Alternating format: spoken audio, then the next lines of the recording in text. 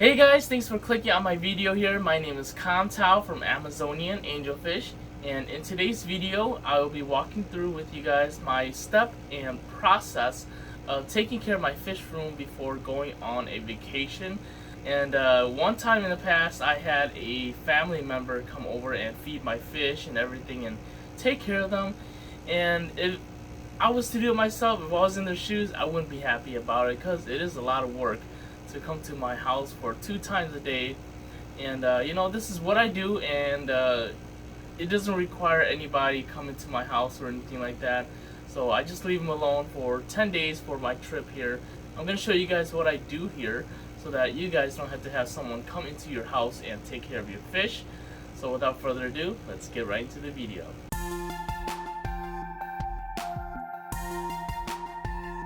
Alright guys, I just want to showcase to you guys that we have wigglers here, and lots of wigglers here without methylene blue or anything. And this is the dad right here, the Rio Nene. He actually fertilized the eggs. Man, it just sucks that unfortunately I have to leave for my road trip to Colorado. The wife and I, we always wanted to go on a road trip. Man, it's just so bad timing. These guys are so valuable for me, and this is exactly the date of us going out. And I left the eggs in here for a while. I didn't want to put in methylene blue just to see if he actually fertilized it, but he did. So when I come back, definitely that guy right there and this female right here, I definitely will have to keep an eye on the eggs and future breeding right here. I definitely will have to pull at this stage. I'm not going to use methylene blue just because methylene blue has been killing a lot of my batches in the past. So whatever works, right now methylene blue is not working for me, probably because it's expired. It's expired for like 3 years now. But yeah, I'm definitely going to be keeping another batch like this when I come back. So yeah, very exciting news. This is the mom over here. This is Bully, and the male right here is the Rio Nene, wild caught. He is not domestic bred or anything. So we will have Smoky Rio Nene, recessive for Philippine Blue. Alright guys, I just want to show you guys how I take care of my fish whenever I go on a vacation. Basically what I use is automatic fish feeder, and the brand that I love is Free Sea. This is around, when I originally bought it, it was around 16 bucks. But now that, inflation and everything, I think this is roughly around $19 right now, $18.99, something like that. I keep like a small little box here that has all of the fish feeder and everything. I keep all of the batteries in here as well. I take the batteries out just because I don't want them to consume any of the batteries while they're not being used. And batteries are kind of expensive too, and these batteries will last a long time. These are the batteries that comes with this thing right here, and some of them has died, and I switched to other types of battery. I just pretty much got the Amazon batteries, and it's the cheapest one that it works and everything. So why not? And yeah, that's how I do it. In the drum of the fish feeder, I use Tetramin, and this is the 4-pound pail from Amazon. I buy everything off Amazon because economically is just the cheapest way. And I put it in a 2-gallon Ziploc bag here, and after I'm done with using it, I put it in the freezer, and I also tie it up with a rubber band here to preserve the freshness of it. So this is step 1, and this is step 2 of preserving the food, and step 3 is to put it in the freezer. And I find that this whole pail right here will last me around 5 months. Not exactly 6 months or half a year, maybe 4.5 months if I'm feeding a lot, but around 5 months is how long this pail would last me in the fish room. It is the cheapest and most cost-effective way of feeding my fish room. And I'm gonna go ahead and open this. It's really hard for me to open this up right here and put it in the drum of the fish feeder right here. So what I'm doing right here is I'm gonna dump the fish food into the smaller container so that it is more manageable. And because the bag is big and heavy, whenever I put it into the drum, it just gets all over the place. And here I got the drum here, and then I'm gonna open up and pour it in there. There will be some flakes that fall out of the drum, which is okay. That's why I have the lid on the bottom there to collect any of the flakes that has fallen out. The other type of food that I use besides Tetramin is the Cool Color flakes from Brine Shrimp Direct. I think it's from Brine Shrimp Direct. These are the food that I use, and I buy the big boy bin. Let's see, this is the 3-pounder pail, and this is how it looks like. It's pretty clean because it comes in a bag, and this bag is partially used already. And let me just open this real quick, and it's pretty much treated the same way. I'm gonna go ahead and open this right now, and this process is pretty much the same step as the first one, just that this one is with a different type of food. This food is usually used for my koi's or any fish that I want more red in them. So it will be like the koi's and the Sao Gabriels and some of my other wild angelfish, the Jafaris and the Maronis. So yeah, I just want to increase the red on them, and that's the reason why I'm using this kind of food compared to the Tetramin. The Tetramin, although it does have some sort of color enhancer, it does not focus directly on like the red pigmentation. And this food specifically, it focuses on the red pigmentation, and it helps the fish with the red coloration, maintaining it and everything. So that's the reason why I use different source of food for a certain kind of fish. And same thing as the other, any other ones, I go ahead and shake it off and attach it to the mechanical part along with the batteries. Alright, so this is the aftermath of me loading up the drums and everything with all the fish food. And this is pretty much new fish food, and it's still cold from the freezer.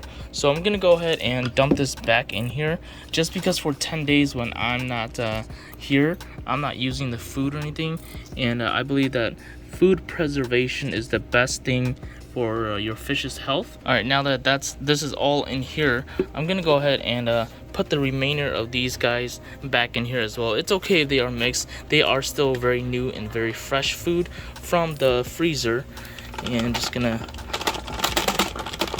dump them out like that, and I'm gonna gently put all these food in here. There's some pellets in there as well, but it's fine. In the past, I did try to just throw the food from the lid directly into the plastic bag, which I find it very, very difficult to do.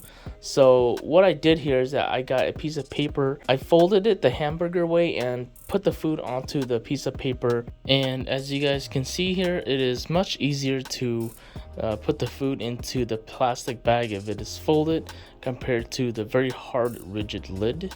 And wrapped it up with a rubber band, tie it up, and then after that I'm gonna go ahead and just squeeze out all the air bubble and make sure that there's no oxygen in there. Go ahead and attach the feeder right onto the lip of your aquarium. One thing that I want to point out is that you have to look at your batteries as well too, not just throw it in there, because if the batteries are not functioning properly while you're gone, your fish literally will die. If they are not getting enough food, or if they are not healthy enough, they might survive the 10 days that I'm gone, but I don't want to do that. So you definitely will have to check out your battery, because I do reuse these a lot. I don't know when they're gonna die, so whenever something like this happens where it's starting to look ugly, I just throw it away and just use a new battery. Alright, so this is the 40 breeder right here, and if you're having similar setup as mine and you're trying to do the automatic fish feeder up there, when this tank is divided, it doesn't really necessarily need 3 individual fish feeder. That's just way too costly. So what I do here is that I place the sponge filter right in the middle here, and this, if you look at the current, it pushes the water out this way and it pushes the water out that way. So whenever this dispenses the food from the drum right here, it goes down here, and the agitation of the water will push the food out this way and that way within the crate here, and the crate doesn't stop them. The crate is too big to hold the food, and I can show you guys how that look. I just gotta open the hole right here like that, and then I'm gonna press the 12 hours one. So I'm gonna press that once, and it's gonna dispense the food,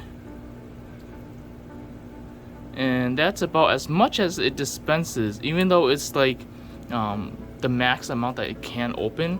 That's about the max amount that it will dispense.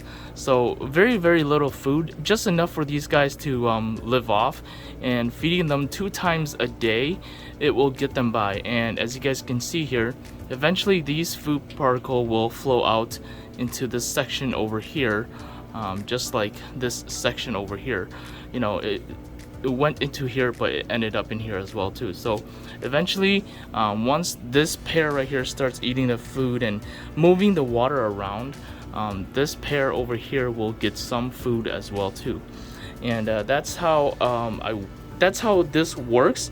But it's not the same case for the 60 breeder. So this is the 60 breeder, the new tank that I just set up here, and it is divided into 4 sections here with 3 tank dividers, and the sponge filter is over here and sponge filter is over here. So if I put a middle one right there or right there, and it's pretty much just gonna stay within this vicinity right here. So that means I have to move this sponge filter and this sponge filter together closer. I'm pretty much gonna line them up right against each other so that it creates a flow that way and that way.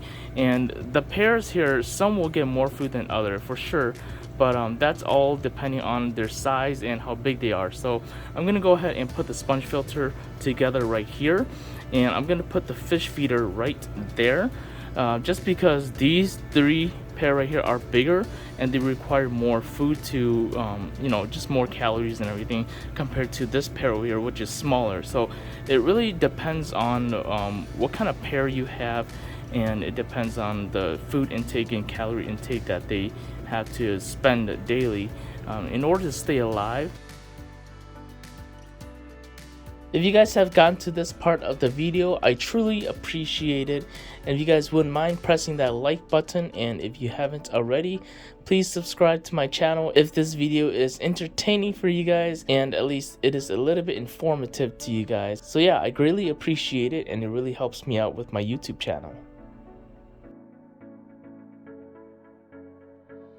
I just want to showcase how this is sitting onto the 40-gallon breeder right here, where it's like sitting flush. The base right here is sitting flush on top of the tank here, compared to the 60 breeder, where the lip right here is very big and the base up here is not sitting flush. So it's partially attached to this tank right here, and the worst thing that can happen is that when this drum rotates, or if anything happens, this thing falls into the water. It's gonna follow the water and kill all the fish in here.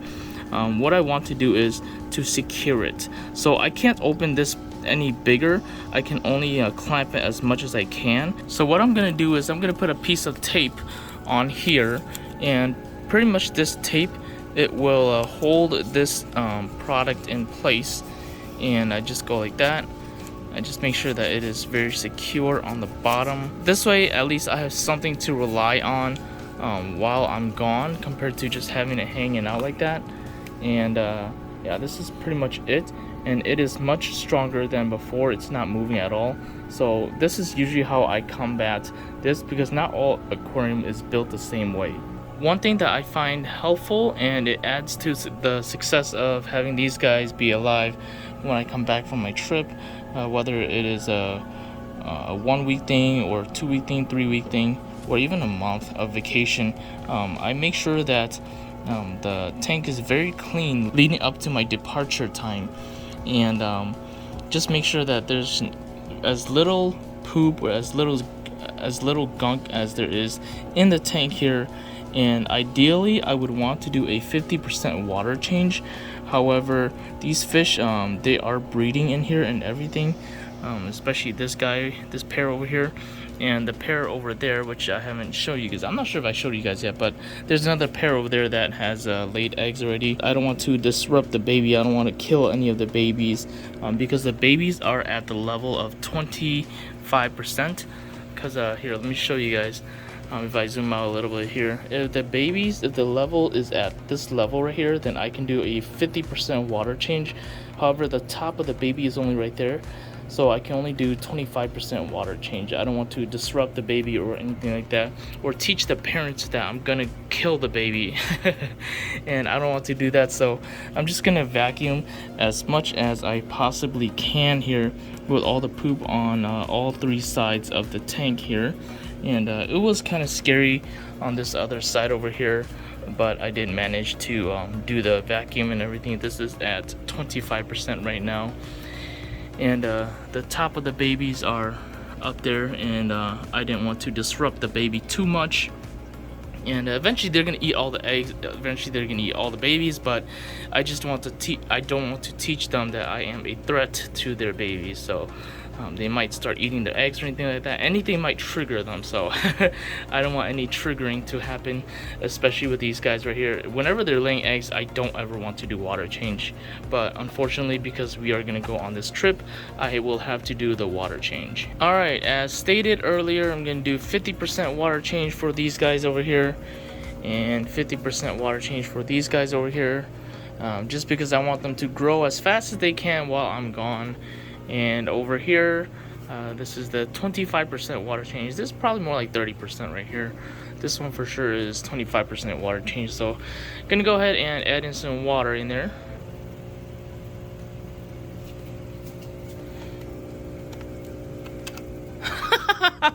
No batteries, bro. What the heck? So that's why I have extra pair of batteries in here.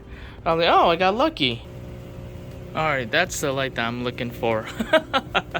I'm just gonna go ahead and check all of these out just to make sure that there's a light on each and every single one of these here. Looking good. That one's looking good. Alright, so we're back down with this one and it's not turning on. Gonna go ahead and change the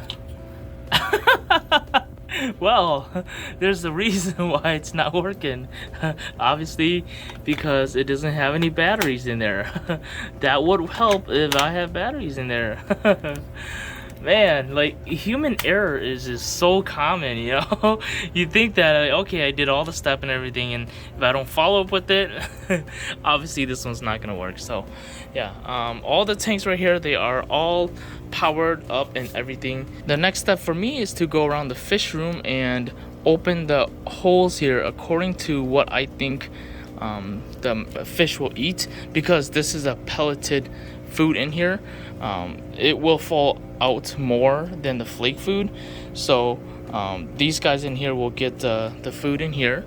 And this one, since they're just babies, I'm gonna do probably like 3/4 like that. And these guys require the full throttle because there's a lot of them in there, and these guys right here are much bigger. So right now, just going around in the fish room, making sure that the opening is just enough food for them, but not too much that pollutes the tank. These guys require the full throttle. Even though there's a little amount in here, there's a lot of snails, so the snails, it's kind of like feeding the snails too. If I don't feed the snails will die. So the snail's kind of like a buffer. This one's a full throttle. The snails are kind of like buffers where they'll eat any excessive food. Alright, so I think that's it for now. And once I'm about to leave, right now is 1:36, and I'm gonna go ahead and just chill out and pack my things. As you guys can see, the fish room here has all the fish feeder here going all around the fish room here. And that is what is going to be keeping my fish room alive. I won't have to have anybody come into my house or my fish room to feed any of my fish here. Alright guys, the time right now is 4:40, and it is time for us to head out to Colorado. So I'm gonna go ahead and come over here and play a little bit with the lighting. This is my lighting system right here. very ghetto. So I set it like this, where this part over here, this is the part where the light turns on. That part is also the light where it turns on over here. So 12 hours, and if I switch it off like that, I just switch the dial like that, it'll turn on and off. So I'm gonna set it where the light turns on, and a little bit of time to allow the fish to get up. And then I'm gonna go ahead and feed all of the fish right now. So we're gonna start with this tank right here. Just hit the 12 and it'll start dispensing the food like that.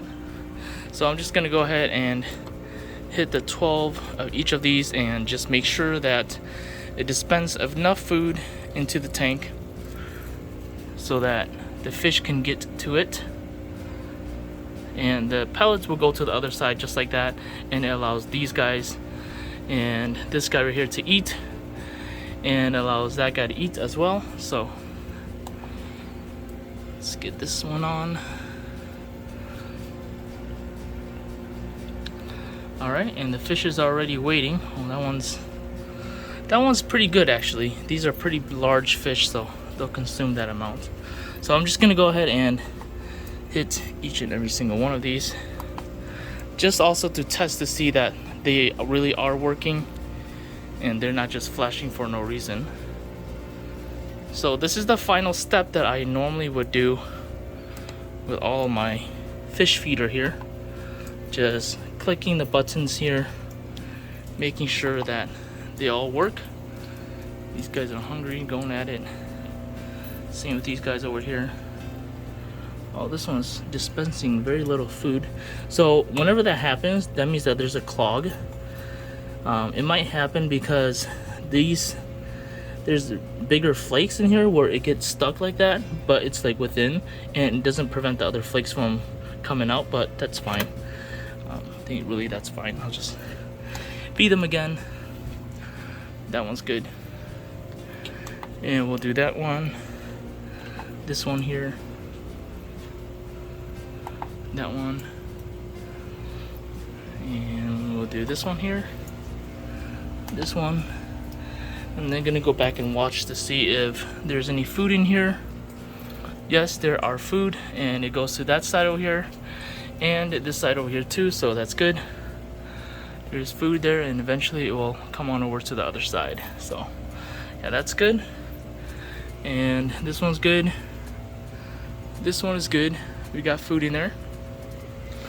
And last two tanks, this one and this one right here. So that one dispenses a good amount of food. This one is doing pretty good as well. So yeah, this is full throttle mode, and this is how much food it comes out. But yeah, this is the fish room right now. We're gonna say goodbye to it, and we will come back to it in 10 days, guys. Alright, so me and my wife visited Colorado, and Colorado is truly one of the most beautiful places that I've ever seen in my entire life. It's definitely one of the places where I recommend you guys to go if you guys haven't been there yet. But yeah, me and my wife, we just enjoy our time here. It was definitely a very, very different experience in terms of like vacation and everything. But yeah, enough with that. We're gonna go ahead and go back into our video here, and just to give you guys a heads up, there is graphic content coming ahead of you guys here, so I just wanted to give you guys a warning. Alright guys, so we are back, and this is 10 days later after our trip to Colorado. I did go through the fish room once, and I'm pretty much just going to showcase to you guys what is new here. So came back, and there's this newly batch of laid eggs here from this very beautiful female here, and fertilized by this very good looking male right here. They're still doing good. It goes to show that my method of the fish feeder here, it does work. They are eating and thriving. Everyone is doing okay. Same with these guys over here, they're doing okay. And these guys down here are doing good. Of course, the water's, some is more dirtier than others. These guys have actually grown quite a bit. I'm not sure how they look like in the past. But these guys has grown quite a bit, and their finnage is starting to look pretty good, very nice and long, exactly just how I wanted it. And it also goes to show that you know, switching on directly to flake food right away at a certain stage, depending on how big they are, they will accept the flake right away, and they don't need any transition or anything like that. They all look pretty good, and there's no deaths over here. Everything's still doing good and dandy, and down there as well. And over here as well, the babies here, they're all doing pretty good. So the 2 batch that I swapped out, they're doing pretty good. There's no deaths at all. Down here, this tank is kind of cloudy, but I don't see any deaths so far. And over here, let's see if there's anything going on over here. No, I was hoping to see eggs, but aggression between these two, black guy compared to the rest of the group over here. Oh, dude, is that Wigglers? Oh my god, that is Wiggler. Wow, okay. Alright, so that one over there is being aggressive, and that one over there is being aggressive over there. Man, okay, so for sure one of these guys are females. I'm assuming that one right there, the very territorial one, is the male. That one might be the female, according to how they're acting. Okay, I got Wigglers, double dark black Wigglers. Okay, good to know. I will definitely separate them and put them in their own space. Very, very interesting. Wow, these guys are mature already. And I got these guys after these guys. I thought that these guys, they were younger than these guys, because these guys definitely were littler than these guys over here, but they mature faster and they grew really, really rapidly. So I guess it also goes to show that if you give them space, they will grow to their potential size. Santa Isabels are doing pretty good. No eggs. No eggs. These guys are doing pretty good too. I did not show you guys a couple months ago, I'm not sure. I did go on a trip to Minnesota, and when I come back, the koi fish in here that I got from Steve Rubicki, I separated him and put him in here. I came back and he was laying dead on the floor. I don't know what happened to him, but unfortunately we did lose him. These are all still the fish from Carolyn Siegel from the Mellow Bloodline. These guys are all still doing okay. There's no deaths that occurred. These guys are doing well. Let's see what's going on over here. Oh, the slate fell down. Okay, they must have been spooked somehow. Slate fell down. These guys, there's no Wigglers. Wigglers are all gone. That's alright. Whenever I have the time, I definitely will pull the slate whenever they breed again. And here I did count, and apparently there's only 13 of them in here. I believe there's 14 of them in here, but when I did a rough head count, I only see 13. There's a remnants of something right there, so I think one might have died and the snail ate them all up. So I'm not sure what happened, but there's only 13 of them in here. In here, I haven't looked too carefully, but they're all doing still pretty well. Their fins are growing quite nicely, very nice and long. And up here, unfortunately, there's lots and lots of deaths. Unfortunately, something happened with the sponge filter. They didn't have any air bubble, and I plugged that back in. Unfortunately, this thing up here, it fell down and it got rid of all the oxygen in here. The oxygen depleted and they all died. Unfortunately, that's what happens whenever I go on a long vacation and, you know, not everything goes to plan. So I'm sorry guys for showing you that part, but you know, this is the matter of fact of life. And this is definitely something that did happen in my aquarium, in my fish room, and I don't want to hide that from you guys. I'm trying to be as transparent as I possibly can here. And you know, it's just something that happens to not just me but everyone. When I come back from a vacation, I am expecting some sort of fatality going on in my fish room. It's actually kind of rare to not have any fatality whenever I come back from a week's long vacation. Pretty much what I'm doing here is that I'm taking everything back out of the fish feeder. I'm putting them back into retirement, taking out the batteries and everything, putting the fish food into the containers, and then go ahead and putting the container into the cereal container so that it helps preserve the fish food even more. Alright guys, thanks for watching my video all the way to the very end here. I truly appreciate it. And your view count does matter to me. So if you think it doesn't matter, it does matter to me. And just letting you guys know that if you guys are in the local area in Milwaukee, Wisconsin, we will be doing a fish swap in September 10th at the New Berlin Ale House. And if you guys are nearby, come on over, say hi to me, buy some of my fishes, support me. We'll chit chat over there. So yeah, if you guys are around the area, come out and say hi to me, guys. Until next time, I'll see you guys on the next video.